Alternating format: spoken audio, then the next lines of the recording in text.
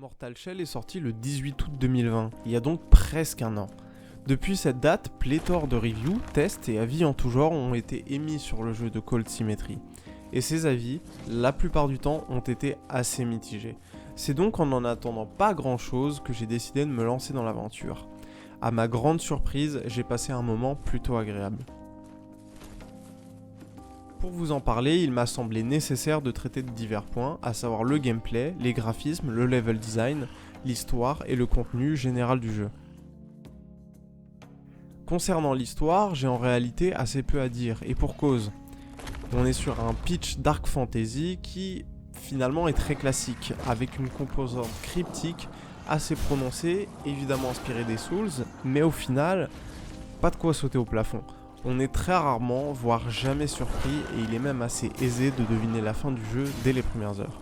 Le gameplay ensuite, c'est pour moi le cœur de l'expérience Souls-like, donc j'attendais le jeu sur ce point précisément.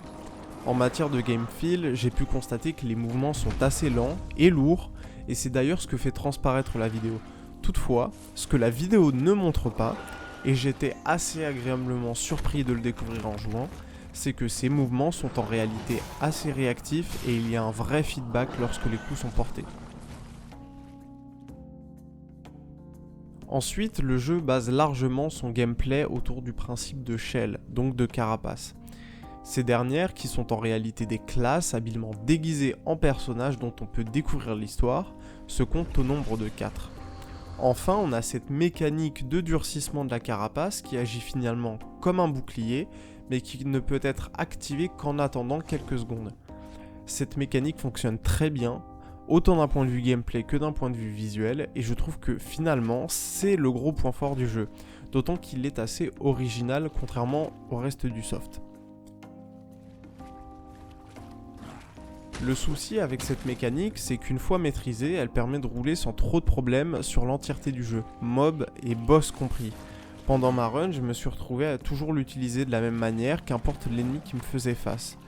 Du coup, même si on peut saluer l'effort réalisé en matière de variété dans le bestiaire compte tenu des moyens du studio, la boucle de gameplay, elle vient largement atténuer cela.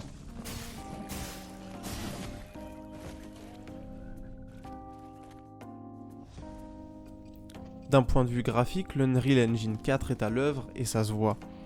Le jeu bénéficie de très jolies textures et de quelques effets de particules plutôt sympas. Les environnements comme les armures rendent ainsi plutôt bien. Encore une fois, c'est à saluer quand on sait que le jeu a été développé par une toute petite équipe de 15 personnes. Toutefois, je me dois de mentionner l'existence de chutes de framerate dans certaines zones du jeu, du moins sur PS4 classique. Pour autant, ces chutes n'ont jamais été réellement gênantes. Le deuxième gros point à aborder concernant le jeu, après le gameplay, c'est selon moi le level design.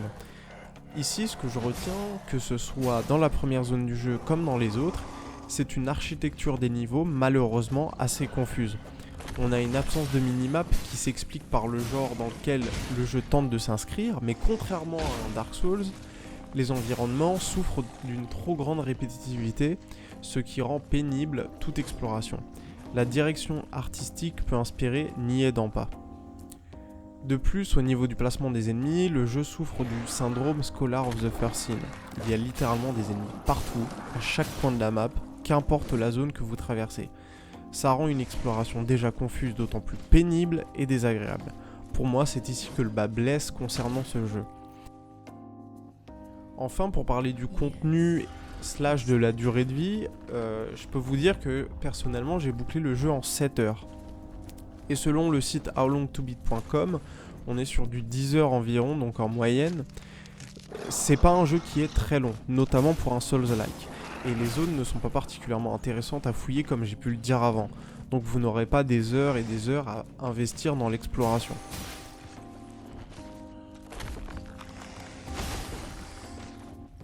Finalement, quand on fait le bilan de tous les points évoqués, on pourrait en conclure que le jeu est franchement mauvais et qu'il vaut mieux l'éviter.